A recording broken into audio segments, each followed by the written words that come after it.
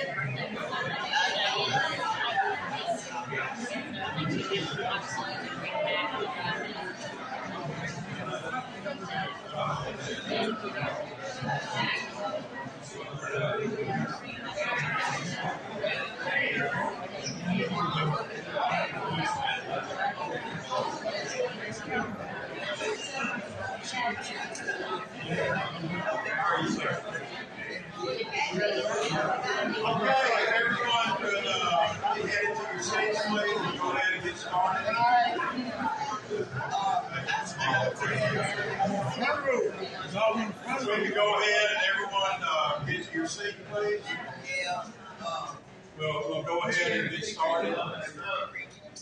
I have everyone's attention, and we'll go ahead and get started. First of all, I thank everyone for coming. We tried to outguess what the rain was going to do, and we got it wrong. So it was originally scheduled an hour ago, but we do the best that we can. This isn't on the agenda. I'm ad-libbing, and Beth is freaking out when I don't know what she's going to do. But I really do believe that in the power of prayer, and I think it would be appropriate for us to begin in prayer. And I've asked the Reverend Green if he would to open us in prayer.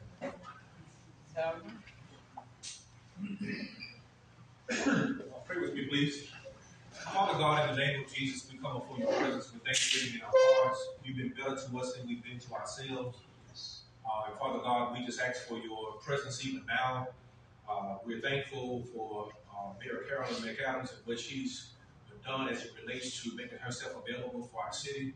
We're thankful, Father God, as well for Kendrick COX and the way he's made himself available for our city as well, and the efforts that both of them have put forward to be here at this place at this time. Now, Father God, we just ask for a spirit of listening ears so that we can hear whatever is said, and so that decisions can be made for the betterment of Greenwood. Father God, again, we ask your blessings, not only on this event, but on Greenwood as a whole. In your son Jesus' name we pray. Amen. Amen. Okay. For those that don't know me, my name is Brian Kennedy, and I'm with the Greenwood to Florida Chamber of Commerce. And on behalf of the Chamber, I'd like to welcome y'all tonight. An important time in our city. This is a forum. This is not a debate. Okay. So the rules will be a little bit different than for those that are familiar with debates. It's more question and answer. The community has submitted questions to the staff. They have gone through those questions. And for the most part, what we will do is we will alternate between candidates, and they will answer that question. They will be drawn at random. I have not seen the questions. Didn't want to know what the questions were. So trying to be as impartial as possible. But there are about 6 or 7 questions that the staff felt like both candidates needed to address. So that will be the format for tonight. It is not a debate. Okay, it's definitely more question and answer, and we'll go through the rules. But before we do that, just a few housekeeping rules. Fortunately, or hopefully, the weather will cooperate. We won't have anything, but just in case, I want Larry to come up, and he will give us what to do in case of an emergency. But before he comes up, I want to thank him for allowing us to come and use these facilities. Great facilities, and we appreciate it.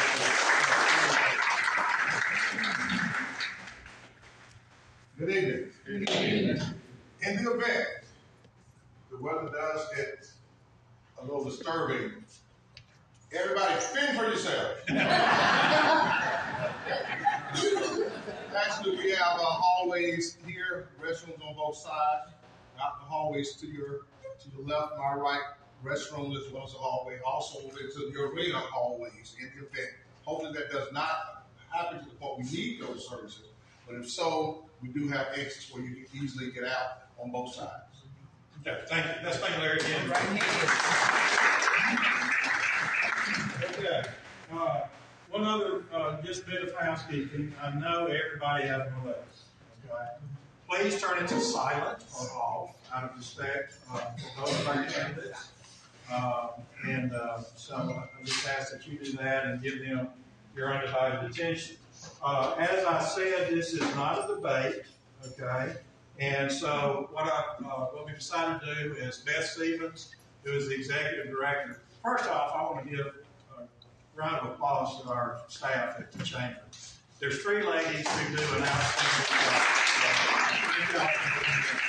Okay, so time-wise, if I'll shut up, we'll get out of here at 8 o'clock. So I'm going to turn it over to Beth to go over the rules.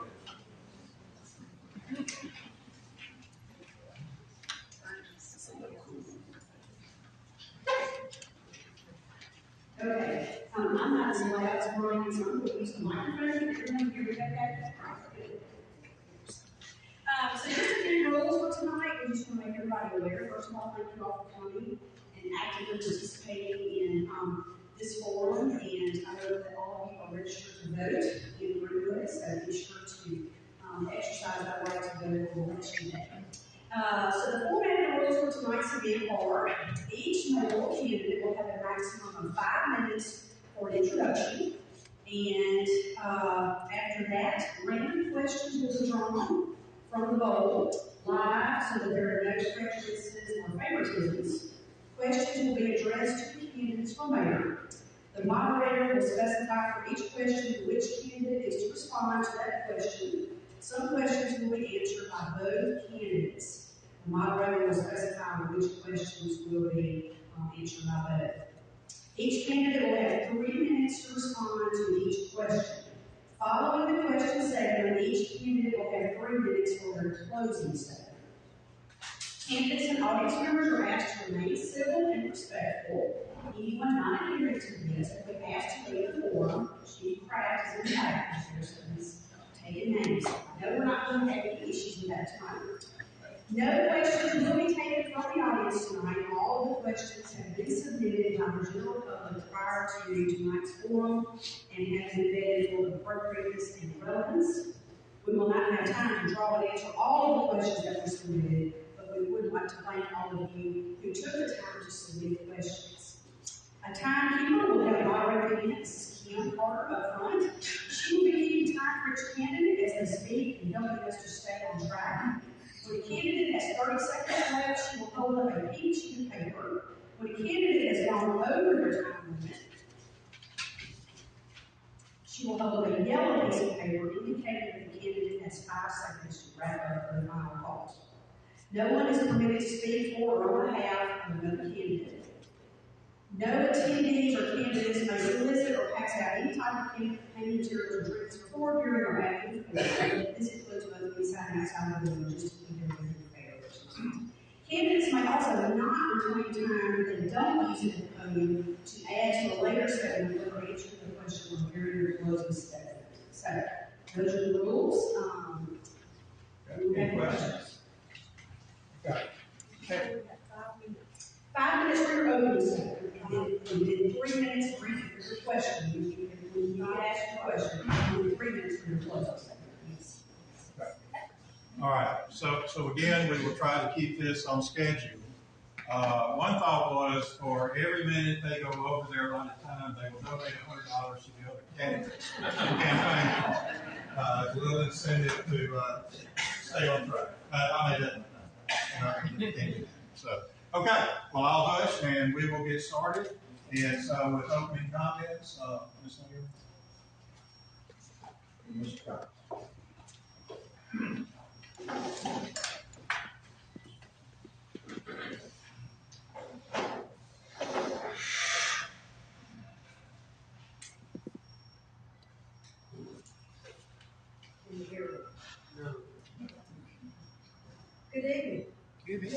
It is such a pleasure to be here with you tonight, and I want to begin by thanking the Chamber of Commerce in LaFleur County for hosting this forum and giving the citizens of Greenwood the opportunity to hear directly from the candidates who's asking for the trust in your vote. I didn't run for mayor because I had a political ambition. I ran because I love Greenwood. I moved here as a child. I graduated from Greenwood High School. I raised my family here, and I've spent most of my adult life working to make the city better. I believe that the public service is about listening, working hard, and doing what's right for the people you serve. From the beginning, my goal has been to run the city like a business, with a focus on financial responsibility, efficient operation, and excellent service. At the same time, I have always led with compassion and a deep belief that every resident, no matter where they live or where they're from, deserve to be heard and be respected. During my time in office, I've worked with incredible city staff, community partners, and citizens who deeply care about Greenwood. Together, we've accomplished a great deal. We have heavily invested in infrastructure. During our 4 terms in office, we have secured funding to renovate 4 major streets in downtown Greenwood, adding ADA, accessibility, sidewalks, and historic lighting that reflects the beauty of our city. And we've done that. We're not done. We're not finished. We secured a $2 million grant for the Mississippi legislature to begin the next phase of improvements on Wall Street this year. In neighborhoods across the city, we've resurfaced residential streets, constructed new sidewalks, and safe routes to schools so that children can be walking their bikes or riding their bikes to and from school. These projects improve daily life for our residents and make Greenwood more attractive to new families and businesses. We also made a transformative investment in our future by building a $40 million wastewater treatment plant. This facility was necessary to meet the new requirements required by the state. We went further by expanding service to Mississippi Valley State University, giving both MVSU and the City of Greenwood long-term sewer capabilities and peace of mind. Public safety has been a top priority throughout my administration. Like many communities, we've faced staffing challenges in the wake of the pandemic. We've responded aggressively. We've increased starting pay for our officers to $23 an hour, and this is one of the highest in the Delta. We've expanded patrol in high crime areas and installed over 160 security cameras throughout the city to deter and solve crimes. Under my administration, Greenwood Crime Stoppers received national recognition for its work engaging youth and teaching children that the police are their allies and protectors. We recently launched a partnership with the Mississippi Department of Corrections to extend the anonymous tip line to the Delta Correctional Facility. This is the first product of its kind in the state.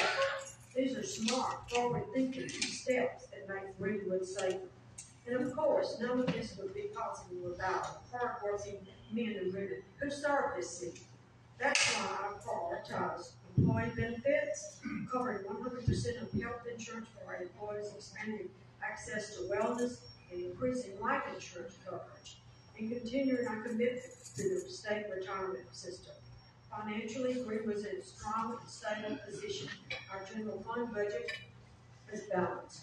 Our reserves are healthy, and we've brought in millions of dollars in grants and investments without raising taxes unnecessarily. I'll share more in my closing remarks as we go into the questions. But I want to end this opening statement by saying it has been an honor to serve as your mayor, and I look forward to answering these questions, how we can continue to progress with the progress that we've made all together. Thank you.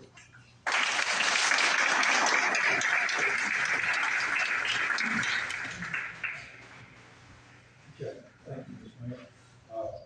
And I would ask the candidates if I could get close to the microphone and speak loud.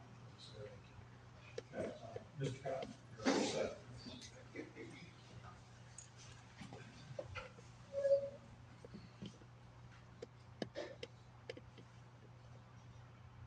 Good afternoon. Good afternoon. First, I would like to say thank you all for allowing me to be here. I see now that the AC worked really good. So, it's a little cool here. So, first, I want to say thank you all to the Chamber of Commerce. I want to say thank you all to the mayor. I want to thank you all to the Congress that came out. First, I want to say, I want to take a moment and send my condolences to the life that were lost to the past couple days. They asked why did I choose to become mayor? And I asked, there should be an emphasis on the day-to-day operations of the city of Greenwood. It is necessary to understand that the city of Greenwood, the county and surrounding area depends on the city's stability. A willingness to seek resources to enhance the quality of life is essential. Effective and efficient relationships need to be created between the city, the schools, the businesses, the elected officials, and the community to ensure necessary growth. A willingness to address issues without blinders and biases is crucial. A willingness to understand the wants and needs of the people is important. There must be an effort to improve the quality of life in Greenwood. There must be a desire to not settle for the status quo. A commitment to put people first is essential. So I say, why not, Mayor? We have come to a moment of truth.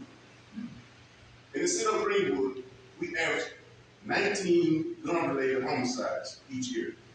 We have a crime rate of 35.9 compared to the national average, 22.7.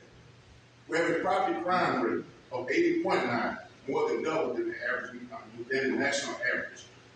37 out of 50 employed officers. And we say that the police are not doing their job. They're put in a situation where they can't because they're vastly undermanned and vastly out-resourced. 89.2% of students graduated within the past 4 years, and 8.5 dropped out. Greenwood, the Florida Consolidated School District, has a graduation rate of 82.6. The district had a dropout rate of 15% in 23-24. Mississippi counties ranked by per capita. The Florida is ranked 74 out of 82. So these are some things that we have to address right now as citizens of the city of Greenwood. These issues pose a direct threat to recruitment and retention of businesses, population retention, financial stability of the hospital, property values within the community, success of the school district, tourism, and city morale. So when I say when I want to step up, I'm dedicated and I'm committed to the city of Greenwood. I've lived my entire life here in Greenwood, Mississippi. I was a student from Greenwood all the way from Pauline Brown all the way to Greenwood High in 2002. I went to Delta State and graduated with a bachelor's in health and physical education and recreation with emphasis in physiology.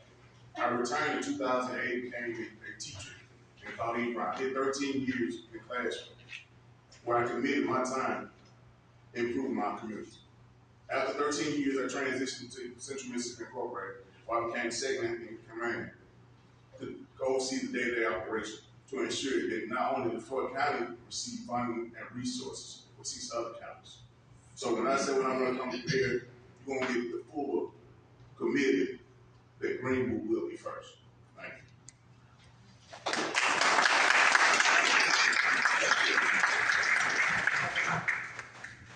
Okay, and at this time,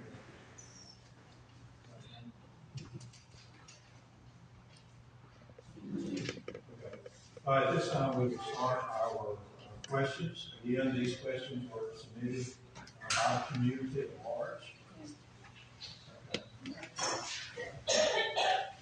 We will start the rotation of questions. And again, these questions were submitted by the community at large. There will be a few questions that we will ask both of you to answer. Those should be sort of simple questions. We're going to cover a lot of these questions. So the first question submitted by the community, we would like each one of you to answer. Each one of you will have 3 minutes to answer the question. And after each person gets up, I'll read the question to you. So, Mr. Cox, if you would go first. The question is, if elected, what specific and tangible actions will you take within your first few months of office? Please outline your top priorities and the measurable steps you plan to implement early in your term. If elected, what specific and tangible actions will you take within your first few months in office? Please outline your top priorities and the measurable steps you plan to implement early in your term. You have 3 minutes. Thank you for asking that question. First thing is to understand the day-to-day operations and the workings of the entire city. Build a relationship with the city council because it's imperative. Without a working relationship with the city council, we're dead in the water. After building a relationship with the city council, reach out to Chief Craft, have a conversation with him, because we got to put a cap on some of the things we want in our community. Build a relationship with him as well as the leadership team to ensure that we're doing everything possible to increase recruitment of qualified and capable officers, as well as getting to make sure that they have the resources to make sure that they're able to do their job effectively and efficiently. Also, I want to build a relationship with the Floyd County Supervisor, Board Supervisor, because they're part owner of the Greenwood Hospital. Our hospital is very vital to our we can't survive. We can't recruit new businesses. We can't recruit new residents without a functioning hospital. So it's imperative. After that, sit down with the physical team and identify how can we support the budget. Over the last 2 years, the audit stated that we was only up 2 out of the 3 years. So I want to make sure that we're capable of not only meeting our quota, but making sure that we're strengthening our budget as much as possible. And continue to have a relationship with each ward. I want to reach out to every ward, every citizen council, and allow them to understand who I am and what I'm about. And make sure the main thing is the main thing, and we'll go forward.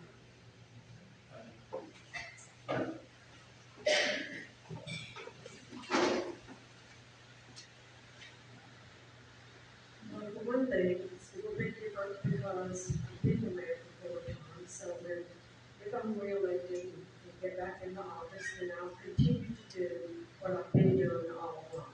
I'll make sure that we're financially stable, as always. Watch that budget very closely. All our department heads, we have department head meetings every 6 or 7 weeks. We go over that budget. If there are any problems, we address those problems. And we're always going to do that because that is the most important thing, is to stay on budget for the city. And hope we have a surplus each year. We've had surpluses in the past, and hope we can continue on that route of surpluses. We're going to also try to recruit firemen and policemen, as we always have. We really aggressively approach that every day since we have the issue. And this is not just Greenwood, this is global. That the issue of recruitment of officers is critical in every state, in every city in Greenwood. When I go to these mayor meetings, that's all they talk about. We need a way to recruit officers. Like I told you in the opening statement, we've increased our pay to $23 an hour, and that is a tremendous amount of money for our budget, but we wanted to do that in order to obtain good officers. And that is pretty much highest paid officers in the Delta. And that supports our budget.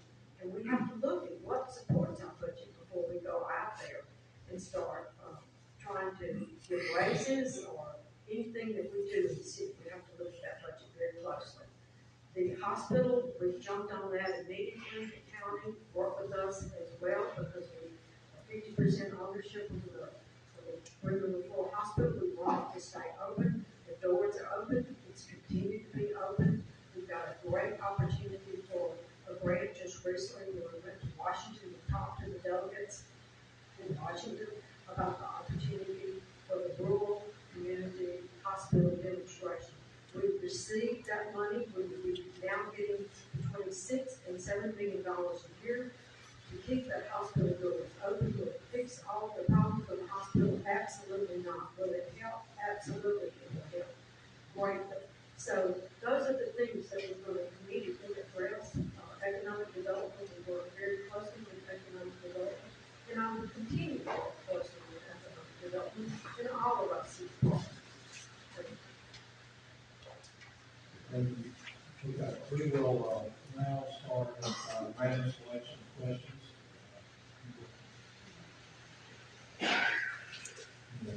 Mr. Thomas,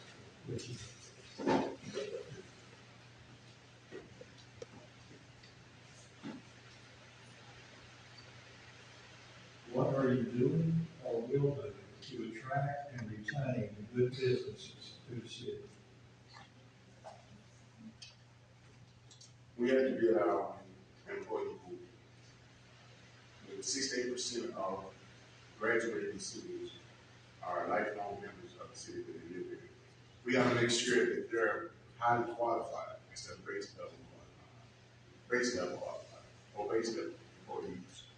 We got to make sure that we provide the opportunity to not only be residents of the city, but become active community in the community. That means being a homeowner, being a business owner, things of that nature. So when you're fully invested in the community and you're willing to stick stable. So when you're talking about recruiting new businesses and things of that nature, you got to make sure that we have qualified employees here to make sure that they're capable of going out and taking business. Not only that, we also got to have a relationship conversation with business owners and ensure that they're willing to work really closely to make sure that their needs are met on a day-to-day basis.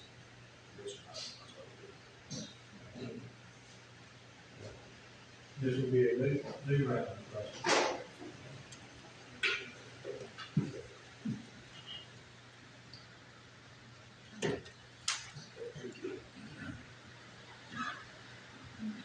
In your professional careers, what do you consider your most significant accomplishment and why?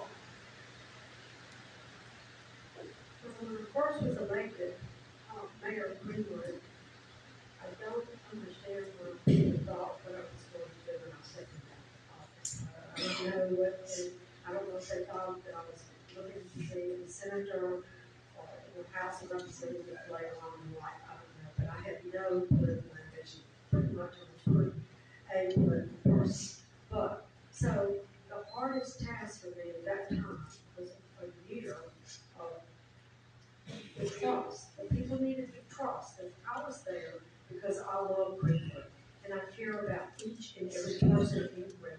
I love Greenwood. So my first year in office was hard because I had to create trust that the people knew that I was there for them. I had the open door policy and I still have the open door policy. If somebody wants to talk to me, if I'm in my office, they can talk to me unless I'm in a meeting or something. So that was a real big factor at the beginning of my career, trying to get people to understand that I was there for each and every one of the citizens of Greenwood, not just the people I liked and the people I didn't like, and there were people that didn't vote for me. I didn't take them. I just wanted to help them. I wanted to make this city the best that it can be, and I still continue to want to make this city the best that it can possibly be. So, to that regard, that was one of the hardest things. And then once that club was developed, it was very easy from there on out. There were certainly challenges. We've got challenges, economic development. We're working on that. We work closely with economic development, with the incentives all the time. New businesses that are coming to give tax abatements, and sometimes we even give financial grants to those individuals that want to make a business here. And a lot of it depends on how many employees they have. We do encourage great workforce development. We work very closely with MDCC. We work with businesses trying to encourage them to use the tools that the city and MDCC has given them to use and be creative about how they use those tools so that they can have a good workforce and that Greenwood can have a good workforce. And yes, the school system is extremely important. Thank you. Thank you. Okay. All right, we will do two more random and then we'll go back to the questions.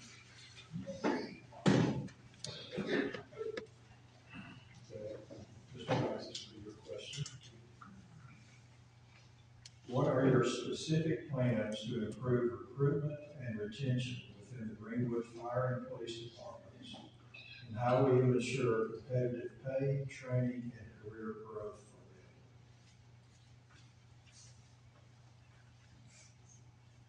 them? I intend to work closely with the chief banks, work on identifying what are some of the concerns and what are some of the downfalls of retention. After we identify different issues, address them, but also come with a unconventional strategy to recruit different policemen, fire department, things of that nature to ensure that we have the quality employees in place. Right now we're Department 4 is out and out right now, so that means that we're vastly undermanned. So we want to make sure that we get out, recruit as much as possible, go to different academies and make sure that we reach out to them. We identify younger population who have interest or have any type of piece or want to be a fireman, and make sure that we recruit them and give them the resources they need to be where they need to be, and try to hopefully keep them here in the city. Okay, the next question will be a question for both candidates. You. Okay, the question for both candidates will be, what is your plan to address, measure, and reduce violent crime in the city? You have 3 minutes. Well, one thing was when we were having so many issues with crime and not enough police officers, we decided that we would get the security cameras, because that is one way that you can deter crime and also have a view of what's happening within your city. So like I said earlier in my opening statements, we have 160 security cameras throughout the city of Greenwood. And these are very crucial and they're very helpful, especially when a crime occurs. So that we can put the footage, that we can bring up the footage, we can see what's happening in our city and see what caused that. Sometimes we can get a tag number, and that gives us great information. Also, the Crime Stoppers has been a huge implementation that the city has really gotten engaged with. We have many people on the Crime Stoppers. We have a report today in our council meeting about the Crime Stoppers. Now, like I told you earlier, we are now having the Department of Corrections on board, and for the first time, the prison system at Delta Correctional Facility has the tip line. And you know, I used to work at Delta Correctional Facility, and I was there for 14 years, and those inmates know everything. And that has already started yesterday, and we've already got some tips on preventing this, and people that are thinking about doing a crime. These inmates know this, and if they call on that tip line and give us that tip, that is outstanding. That's what we've been lacking, is the preventiveness of the crime. Also, our police department does a fantastic job with the robberies, with everything that occurs, to get those people quickly, and that's essential for creating a good, safe environment in our city. We work closely with the police department. I do. I talk to the chief on a daily basis, sometimes a lot more than he wants to hear from me, because we need that relationship. And the chief and I have a great relationship, and all of the police officers work really hard every day to create a safe community for the city of Greenwood. Yes, we pay them. We now have an incentive that the chief is over, and his budget allows them to give raises. We've been giving raises annually for the last 3 years since we have gotten a new compensation plan. So this is an opportunity for those police officers and firemen to actually get better pay and better benefits.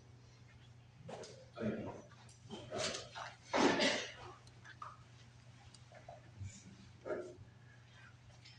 Can you repeat the question, bro? Okay, yes, sir. What is your plan to address, measure, and reduce violent crime in the city? Seek federal and state assistance to support the youth law enforcement. Implement an aggressive incentive-based recruitment plan. Establish a standard of wrongdoing is not going to be tolerated in our city. And not only that, we also got to establish a public law. We got to teach the public about the laws and ordinances within the city. Sometimes we have people who are breaking laws and ordinances, and they don't actually know what they're doing in the process of. So we have to educate our people and the public. Establish a partnership with county law enforcement. Partner with privately-owned security to enhance safety in high crime areas, as well as shopping centers and things of that nature. Enhance law enforcement presence in areas that are creating a crime culture. Not only that, but we also got to provide to prevent crime. We also got to educate. And the majority of the crimes going on in our community are in the most popular areas in the community. So not only do we enforce safety and crime safety, but we also got to educate and provide them opportunity to better as a better and productive community residents. And that's how I just. Thank you. Okay, we will go back to random questions. Ms. McADAMS.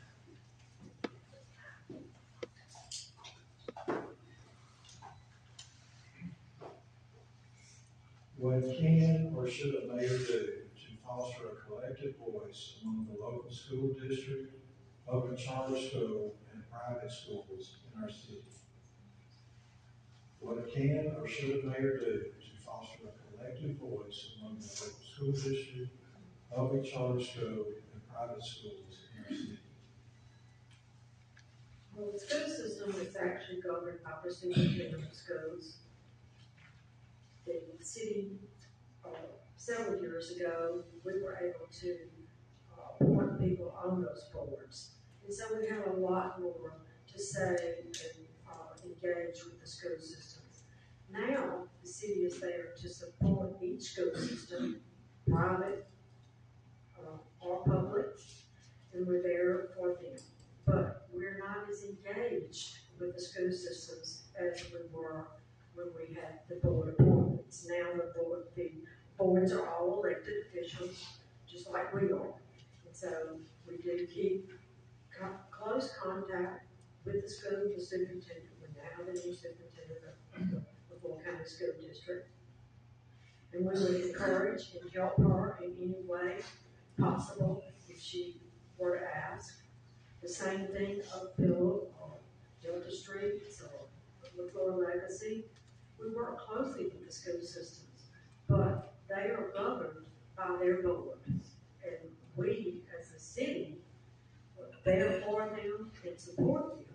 But unless they ask for that support and help, that's it.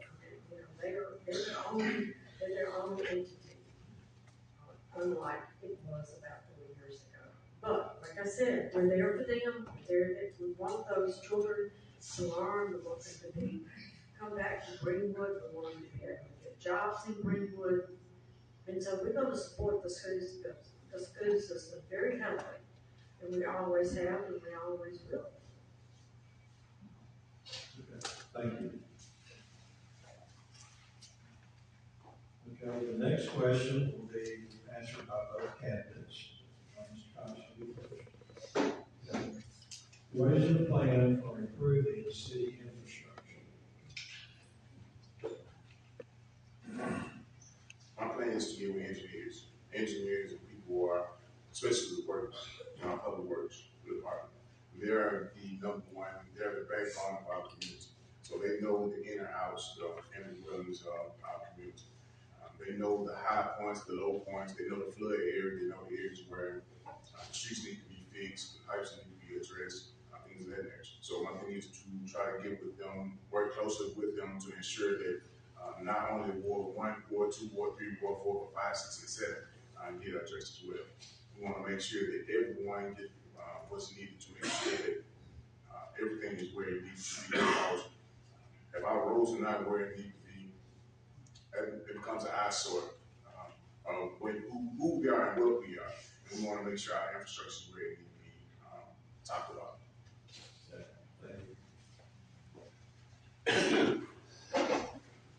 Okay, I've been reminded to ask candidates to speak up a little louder.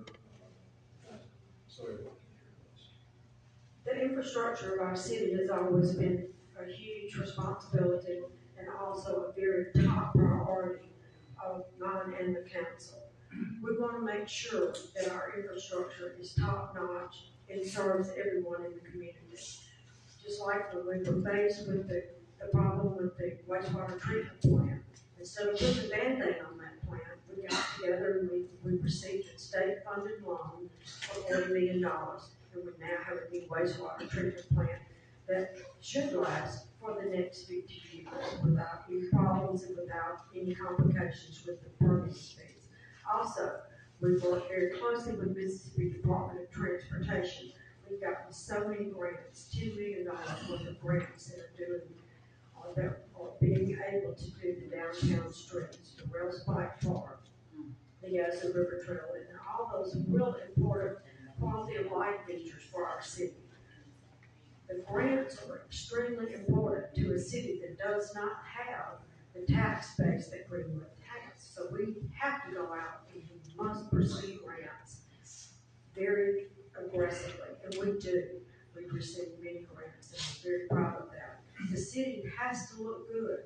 We talk about economic development. Well, economic businesses and people do not want to come to a city that is not clean and is not inviting and doesn't give them a feeling of comfort and neatness. So we thrive on keeping our city clean. Public Works does an outstanding job of the entrances to the city and all of the downtown area, and then some of the community areas as well. I'm always asking for public help, with all the citizens of Greenwood, to help tidy up their community and make sure that, it's clean and inviting, because when businesses do come to Greenwood to visit, they don't call and tell us they're coming, because they want to see if we care about our infrastructure.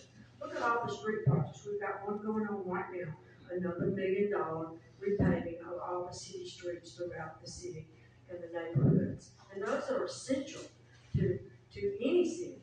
The infrastructure here is, I would say, top notch. We have a great public works division. We work very closely with them on an everyday basis. We make sure that our median throughout the city, downtown, everything is clean. We cut grass, and we make sure that the community development goes out and makes sure that the neighborhoods are well attended and look clean too. So that's what we do every day in the city of Greenwood. Okay, we will return to the randomly selected questions. Mr. Thompson.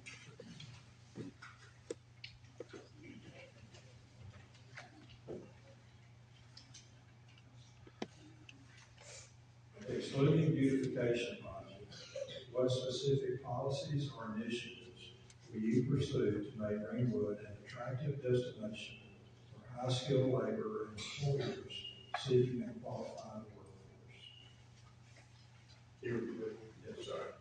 Excluding beautification projects, what specific policies or initiatives will you pursue to make Greenwood an attractive destination for high-skilled labor and employers seeking a qualified workforce? Okay, I think it's like a two-part. You said something about the high school laborers. High-skilled laborers. Okay. And employers for qualified workforce. One of my things I want to implement a workforce training at a junior public works with the high schoolers. like I stated earlier, 68% of our students are lifelong members. That means that someone will not be going to college. So if we're teaching them how to do a trade or a skill that's going to be beneficial to the city of Greenwood or their area, I want to make sure that they're fully qualified by the time they graduate. If they're able to get a skill or a trade, starting in 10th grade, by the time they're 12th grade, they're certified to come in and be a CDL driver or mechanic or whatever, things of that nature. We are vastly under staff with public works. And we create a workforce training where there's a crew in each ward. Their job is to do the cleaning, picking up trash, cutting grass, dilapidated houses, cutting grass, vacant lots and things of that nature. Also, that provides the student opportunity to not only beautify their own ward, but also provide them an opportunity to generate money for themselves. So that will be one of the things that provide the opportunity to not only beautify the community, but also teach the children the opportunity to learn the essence of how to work, the value of a dollar, things of that nature. But also, it builds up our employee group. When we begin to teach our kids at a younger age about the process of, hey, you got to commit, you got to go work each and every day. There's a grind Monday through Friday, sometimes on a Saturday, and they understand that there's longevity.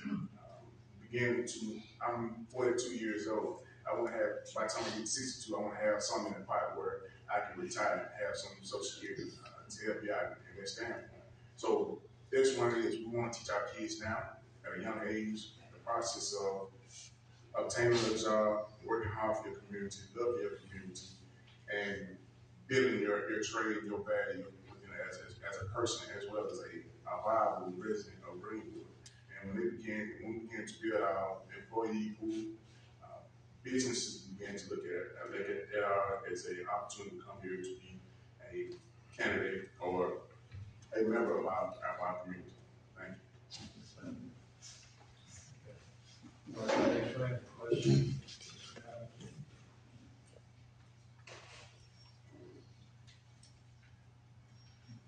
What is your plan to retain and attract young working professionals to Greenwood and ensure they see a future here? One thing, the Chamber has done a great job with encouraging people to come join the Chamber and show them what the businesses and the opportunities are for the young professionals. They have a group of young professionals that come and do things together and have a life. They teach them and train them that there are great businesses here. But the businesses here need to recruit our young people back. And one of our industry here, businesses here, an engineering firm, is already doing that. And that's great for our young seniors that have just graduated. I just had a grandson that just graduated from Mississippi State, and he's going to work for Helen Chemicals. So that's great because if we have the jobs, and there are plenty of jobs in Greenwood for people that want to work and want to come back here and want to make a future here. The city of Greenwood is a safe place to live. It's a great place to raise your family. It's small. There's tons of things we can do. The churches, the festivals that the Chamber provides, Main Street provides, the city provides. We're going to have Stars and Stripes here soon. Those are things that are very interesting to our young people. They want to have a good quality of life, and I think Greenwood provides that. We have the walking paths, we've got the Gadsden River Trail, we've got the Rail Bike Park. We now have a wonderful new boat dock on the river that people can use and have recreation on the river. Young people want things to do, and they want good jobs, but they want also a good quality of life. And I think we have that in Greenwood. The city shows that we are interested in our young people, because if you don't have young people in your community, you're not going to have a community.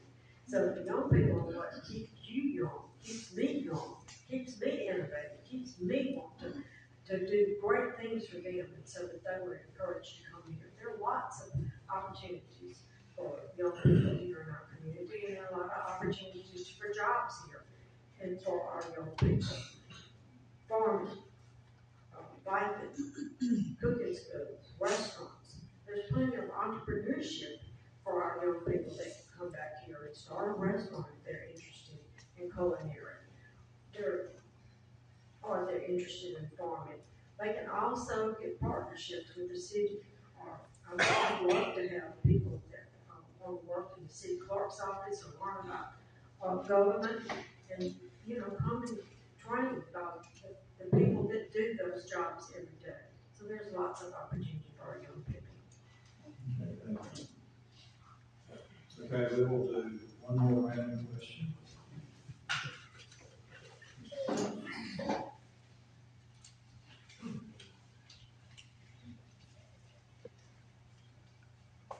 What is your vision and plan to ensure that Greenwood remains or becomes the jewel of the Delta? How do you plan to strengthen our city's identity, competitiveness, and appeal? 4 points. Public safety. When people come or when you live here, you got to be able to feel safe wherever you go. Whether you live in Baptist Town, when you live in no Greenwood, whether you're at Walmart, whether you're at County Market, wherever, you got to be able to feel like that you're safe. Next one is strong economy. We got to make sure that we're having strong economy. And right now we're in the process of losing 400 jobs due to Milwaukee 2 going 23 miles down the street. We're also in the process of probably losing more with Viking. One of their departments thinking about leaving as well. So this means there's a lot of jobs that we're leaving. That means that a lot of revenue will not be in our economy going forward. So we have to identify some things that we need to address going forward to make sure that we're capable of not only replacing the jobs that we're losing, but also building us to be bigger and better. There has to be an emphasis on building local restaurants, local businesses, and things of that nature, because cycle revenue is key into any community or any city or any town. It's better to have 80% dollar retained into the city instead of 40%. So that's why we have to put a big emphasis on local and minority businesses. Culture. I think Greenwood has one of the greatest culture in the state of the city. I haven't barely scratched the surface on it. I think that many of the things that we do, a lot of people love, talk about it. I have plenty of relatives that come see us, and then when they leave, they have conversation they have for many years. So I think we need to tap in there a little bit more, matter of fact, a lot more, to ensure that we make a sizable revenue off that. If we go down to Jackson, Mississippi, at the museum, they tell our story. They make $1 million each year off our story. If you go into the museum, there's a small part about the history of the Delta, the history of Greenwood, Mississippi. Why can't we address that and capitalize on something that we do? Also, we also got to build up our communities. Make sure that the ones that are great continue to be great, and ones when we work, make sure that we build them up to ensure that people willing to come here and stay here. Our rented to ownership ratio is dismal right now, so we got to build that up. So we get those 4 points: public safety, strong economy, thriving culture, and a strong neighborhood development. We'll make sure that we put Greenwood on top of that. Thank you. The next question will be by other candidates. We'll start with McADAMS. How will you oversee the city's budget and maintain budgetary responsibility? Well, we maintain the budget, like I said earlier. The budget is balanced. We have a good, healthy reserve in our city finances. We have all the departments' heads are over their own budget and make sure that they are not over their budget. Now, sometimes when we have, especially in wastewater treatment, if we have a sewer cave in, or we have a situation there, they have a reserve there. And also, we have infrastructure money now that we've never had before, because the legislators have given us 18.5% of infrastructure funding of their sales tax, and it comes back to our infrastructure funds. And so that is a lot of money that we collect, around $1 million annually. So that has been such a tremendous help with our infrastructure and our infrastructure projects and our budgets, because the problems that creep up in the everyday business, like if you've got a pothole, you've got to go out here and you've got to fill it. Or if you have a sinkhole, that requires a lot of issues with wastewater treatment, where you have to dig a hole and replace the pipe. That becomes very expensive. Several years ago, we had that problem on the Yazoo River, where filtered in the stormwater filtered into the sewer treatment. That can't happen, and that costs millions of dollars. But we were able to obtain a grant that helped us secure that. So our budget is extremely important. The general fund is a $14 million budget, and most of the expenses from the general fund, from the city of Greenwood, come out of the general fund. We have almost an $11 million payroll that has to be. You have to keep on top of your budget. You have to make sure that that money is there, and that you are getting grant money, so that you do not have to use city funds and increase taxes unnecessarily. You don't want that to happen. So the budget is very important to the city, because I don't want to increase taxes, and no mayor wants to increase taxes. But so that's why your stability in your finances are extremely important. I do have a financial background. In every job I've ever had, I had to oversee the budget and make sure that there was money in each of those funds. And that's what we do on a daily basis. But like I said, I had the help of the department heads. They help secure that budget and make sure that we don't go over the budget. Because financial stability is extremely important to the city of Greenwood. Same question.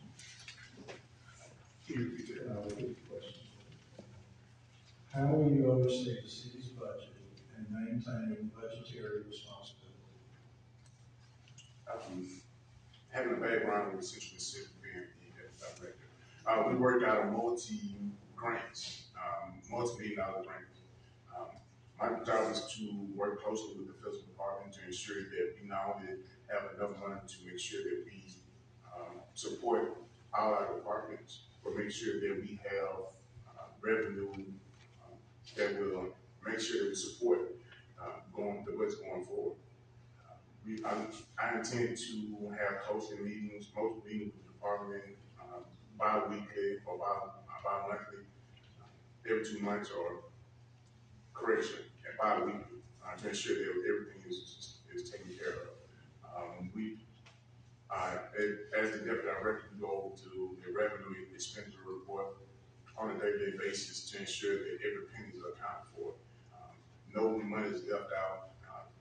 As me, I plan to do the same thing, because our taxpayer money is the most vital thing that we have.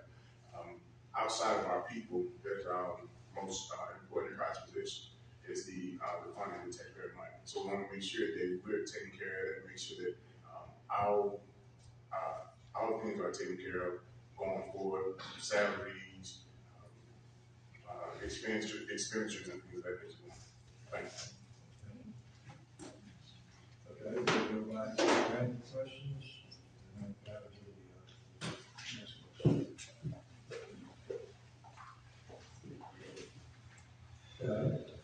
What can the mayor's office do to help combat the increase in homelessness in Greenwood? So we have addressed this many times. I've been on several committees that have tried to create a homeless shelter in Greenwood. The problem is that the state becomes involved in that too. If you create a homeless shelter, you have to have management of that shelter. You have to have people that oversee their medications.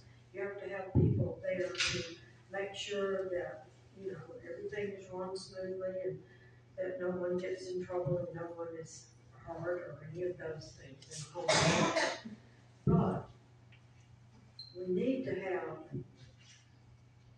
the community needs to get together, and the churches need to get together. We all need to do this as collaboratively as possible, because the city cannot maintain a homeless shelter by itself, because it requires a lot of money. The state came down. I can't tell you how many times we've had committees that just it failed because we don't have the capabilities, we don't have the management, we don't have the funding. But if we all collaboratively got together, the city would support a homeless shelter. There are certain community services that would help the city and we would start these shelters. I know that one of our community centers here has already started in the progress of having a shelter, but not a homeless shelter for everyone, just a few maybe rooms that somebody can have for a few days if they are in need of a shelter. I do agree that it's very important for us to take care of the homeless and that we need to do so, but we need help doing that with each person in this community. A lot of people are afraid of the homeless and they don't want the camps there. We did prevent that from happening, because what happens in these homeless camps that just collectively are out there, we try to service them, we try to give them food. I mean, there are many churches that have lots of opportunities to give food away. I know that the Methodist Church here does the hot dogs. The community kitchen serves the homeless every meal, a hot meal every day except Saturday. So you can go there if you're homeless and you need help and you need food, they can get there. The community kitchen is certainly an avenue to help people that are in need of food. Thank you. Okay, the next question will be asked to each candidate. You. What particular leadership skills or background make you the most qualified person to run our city? I think I have a authoritative background. When I say authoritative, I mean that I want to allow the people to do their job. Give them enough resources and support they need, and hold them accountable. Give you your space and whatever you need to do, whatever you need to do to mandate your job, and assist and support whatever you need. As the Deputy Director of Central Mississippi Incorporated, I oversee the daily operation of 7 counties. We have offices in 5 different counties where we work out of, sometimes out of 10 different branches. We got to make sure that those responsibilities that duties are taken care of. We have bi-weekly leadership meetings. We have monthly staff meetings to address any concerns or any issues that we may have that come around. Identify the pros, the cons, the things that need to be addressed, the things that need to be adjusted to make sure that we're going forward. And as mayor, I plan on doing the same thing in each department. Not only having a conversation with them, but it has to be vocal and fluent with them, but also I got to get feedback from the community, because our job is to support the community. So I plan on having conversations in each ward, identify what are some of their concerns with the public works, what are some concerns with the fire department, police department, and any other department that we have, to make sure that we move collectively and strong to make sure that Greenwood gets where it needs to be. So when I say that, I believe I have an authoritative authoritative leadership, and I think going forward has been working very well for me. Going forward as the leader, second in command at CMI. Thank you.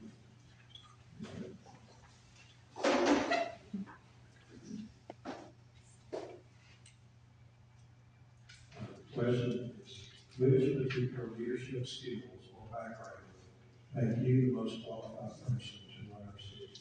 I'm sorry, you.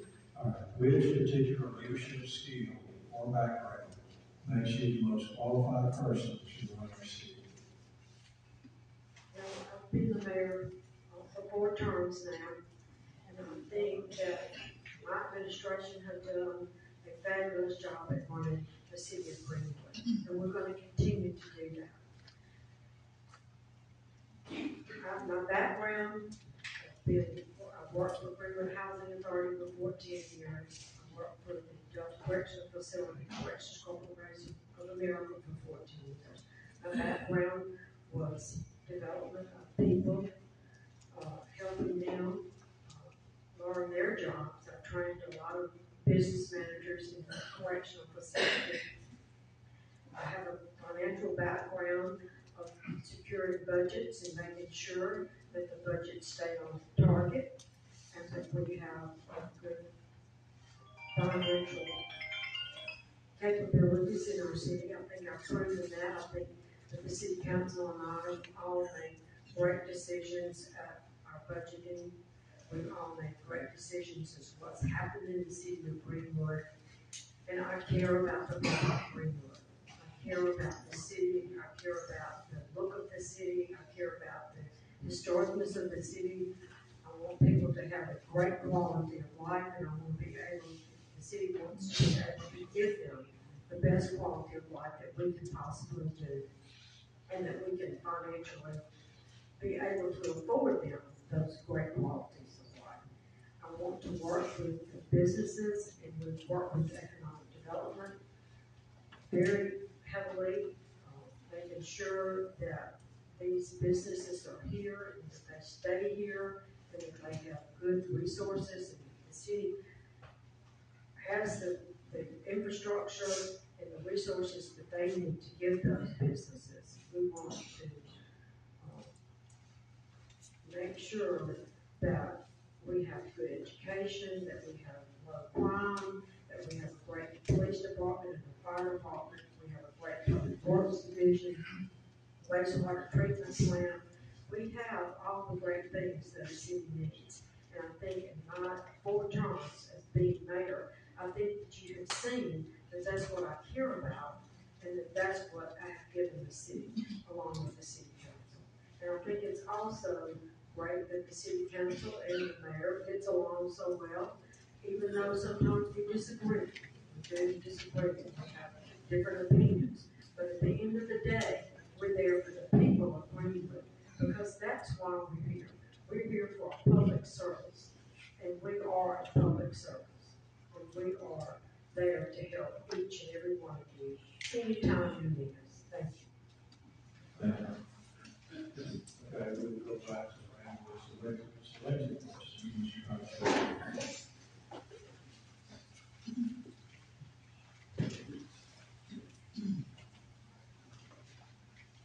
How can you, as mayor, help the city create new employment opportunities for local residents?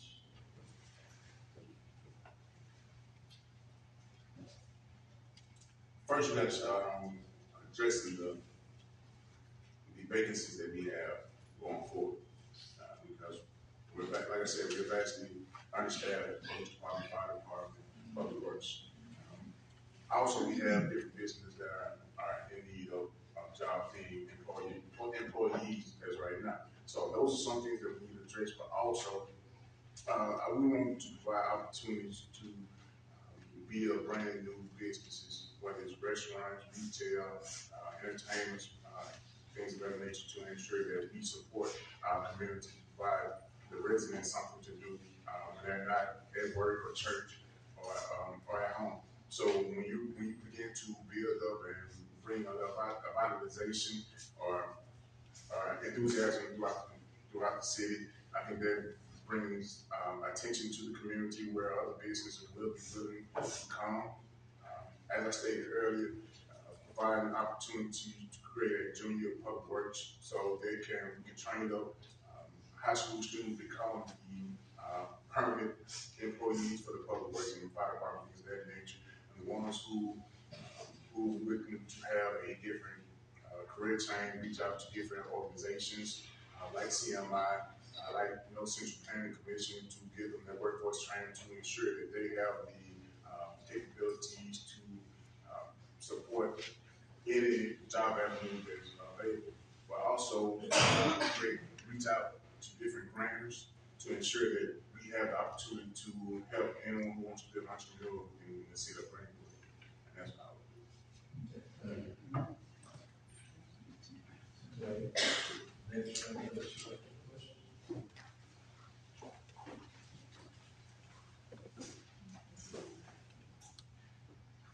Do you know of any current specific grants that Greenwood has not already taken advantage of that would help us improve the quality of life in our community? Are there any particular that are available to help subsidize our police force or neighborhood safety? Well, we just received the grant for the boat dock. Desert River has never had a boat dock. This is essential for recreational along our river, for the fishermen that come here that do commercial fishing.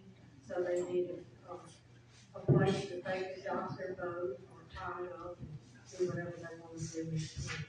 But we did secure $1.8 million in several different departments, wildlife and fishery, Mississippi legislatures,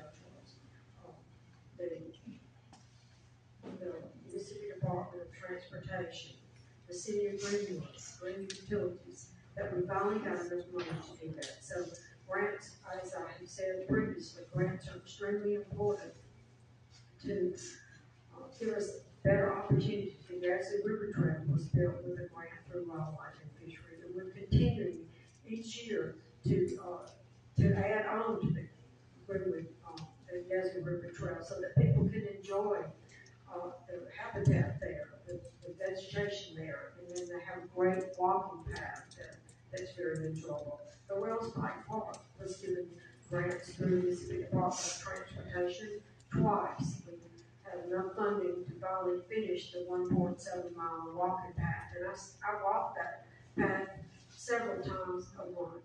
And people are using that path, and that's what it's all about. We want people to have a safe place to walk, a great quality of life that they never had before. That was a terrible, dilapidated railroad bed that we did secure enough money to finally have a wonderful looking pathway from one section of town all the way out to the highway. And like I said, it's used quite frequently. So grants are something that this administration has always secured. Like I said, we've had over $10–12 million of grant funding that has secured better streets, better neighborhoods.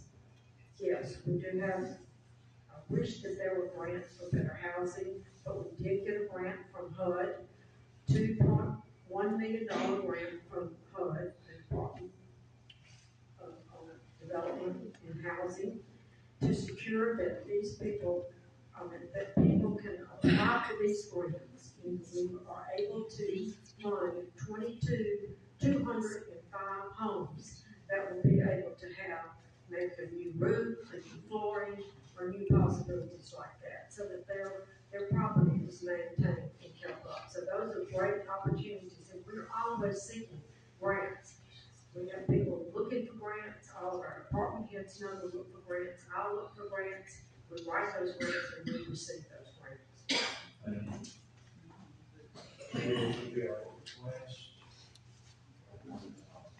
Okay.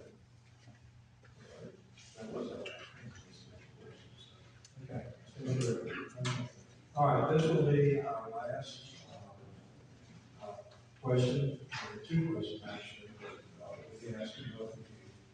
And maybe we'll look forward to Mr. Cox. And then we'll wrap up with the final statements and 5 minutes after that for questions. Okay, 2 parts. First is what motivated you to run for mayor? And then what is your number 1 priority in your experience? Well, when I was asked to run for mayor, I will have to say that I said absolutely not. Because like I said to you earlier, I am not a political person. I really don't have a party. I'm not interested in the party. But I am interested in the city of Greenwood. So after much thinking and praying and talking to my friends and I decided to run. It was probably one of the best decisions I've ever made in my lifetime. I love this city. I want to do great things for this city. I want it to be a great city for everybody because I have children here. I have grandchildren here. I want them to continue to live in Greenwood. I want to live in Greenwood. I'm going to live in Greenwood. I'm going to die in Greenwood. It's not anytime soon. But I am here. I'm dedicated to this city. I just love it. I mean, I can't tell you how much I love the city of Greenwood. The class of 1966 was an outstanding class. I love my friends here. I love the friends that I have made. I love the mayors that I have met. I love the opportunity to get to know mayors throughout cities and throughout other cities in the United States. It's been a huge, great opportunity for me to be the mayor of the city. I trust that you have trusted me. I hope that you understand that I am a mayor committed to you. I am a public servant, and I know that, and I hope that I have portrayed that in every opportunity that I've had since I have been the mayor of Greenwood. And I'm going to continue to do the same thing day after day after day because I care. I care about all of Greenwood, not just some of it. I mean, all of Greenwood. And I love the opportunity that people have entrusted with me. And I love the trust. And I'm going to continue to be a trustworthy mayor. And I think that's very important that you've got somebody that has your back and that is out there working for you daily. And I do. My department heads work for you daily. Like I said, we obtain as many grants as we are given the opportunity to apply for. We apply for grants almost every day. We look at grants, like I said, every day. But I am here for you, and I have an open door policy. If you call me, I'm going to call you back. I know that some of the people in this room that I have talked to, and they have called me, and that they have gotten help from me, and I'm going to continue to do that. Okay, thank you. Mr. Cox, the same questions. First question, what motivated you to run for mayor? The second, what is your number one priority? My number one, the need. First is what motivated you to run, and then the second part of that is what's your number one priority? What motivated me, there was a need. A need, because we understand, if you look around, you can see that there's people here that love Greenwood. No matter what color they are, the age, there's the social status, whatever the case may be, they love Greenwood. If they didn't love Greenwood, they'll be here. They wouldn't be here right now. I think that over the years, that people lost their pride of Greenwood. If you just travel through Greenwood, you can see where Greenwood is not where it once was. We're a mere shell of what we once was from 5, 10, 15 years ago. And I know that I'm capable and willing to step up and be that person that help us to come together and move our city in the direction where we need to be. I'm willing to work with anybody, no matter the age, class, color, whatever the case may be, to ensure that we move Greenwood in the direction that we want to see. Can you repeat that second question for me? Okay. What is your number one priority here for mayor? My number one priority is people. We gotta make the main thing, and we gotta make sure that we keep people first. We can't lose sight of our most important, our prized possession is the people.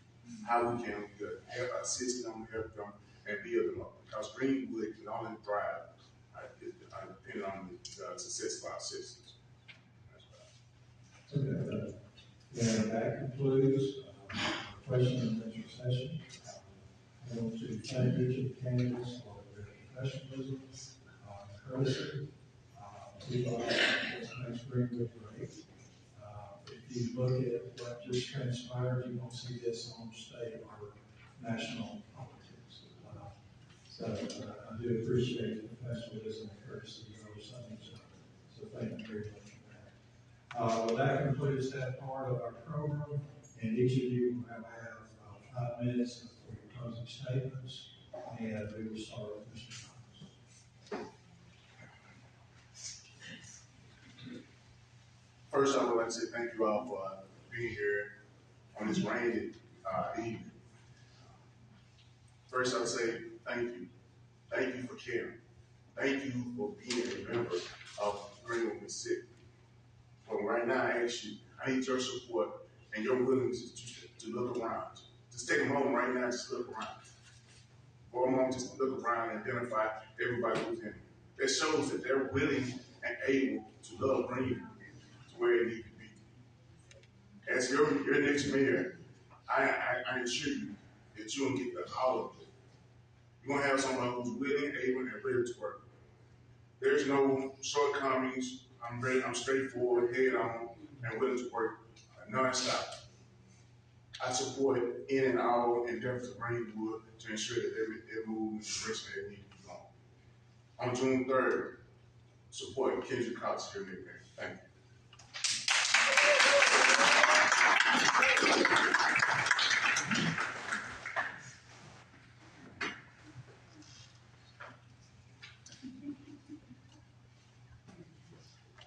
I too want to thank you for being here tonight. I think it's funny that Ken Cox and I dress kind of alike.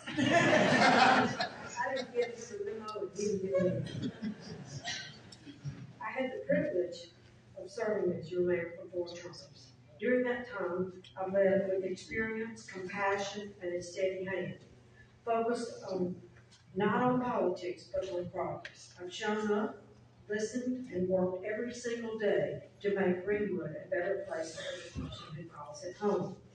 But I'm not running for re-election to simply celebrate what we've done. I'm running because I still have work to do, and because I believe I'm the best person to keep Greenwood in the right direction. I know that people want more restaurants, more things for young people to do, more jobs, better housing. These are real needs, and I hear them loud and clear, and we are working on them right now. That's why the city partnered with EDF, Chamber of Commerce and Tourism, to bring proof incubators, a nationally recognized food and beverage consultant to support our existing restaurants and attract new ones. That is happening right now. On housing, we've taken significant steps to address the blight and improve neighborhood safety. My administration has demolished, cleaned, and secured over 470 structures and lots, invested more than $1 million in cleaning up neighborhoods. I would love to use that money to upgrade our parks, but first we have to make sure our neighborhoods are clean and safe.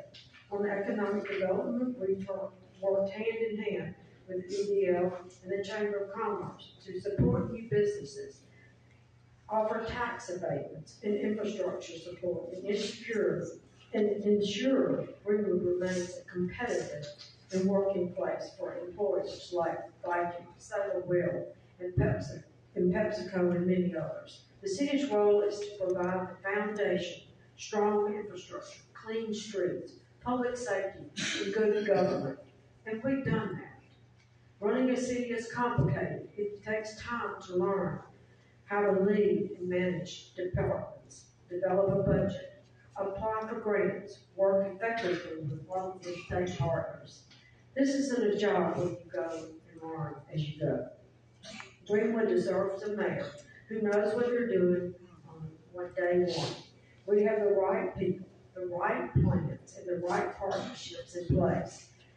We need now to have leadership, steady leadership, continue our momentum, and finish what we've started. I want to be clear, I'm proud of what we've accomplished, including major projects like Rail Spike Park, the Yazoo River Trail, and the new floating dock that we just unveiled at the Yazoo River. But I'm not satisfied. I know there's more work to do. That's why I'm running for one final term. Let's build on progress we've made. Let's continue to improve neighborhoods, strengthen our economy, support our young people, and protect the character of the city that we care so much about. Thank you for the opportunity to serve, and thank you for your trust. And tonight, I humbly ask for your vote on June the 3rd. God bless each of you, and safe travels home. And God bless the city of Greenwood. Thank you.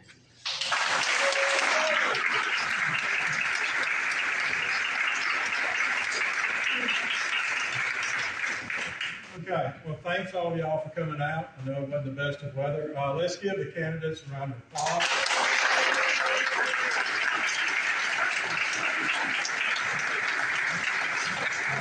Feeling very good about where we're at going forward, listening to that.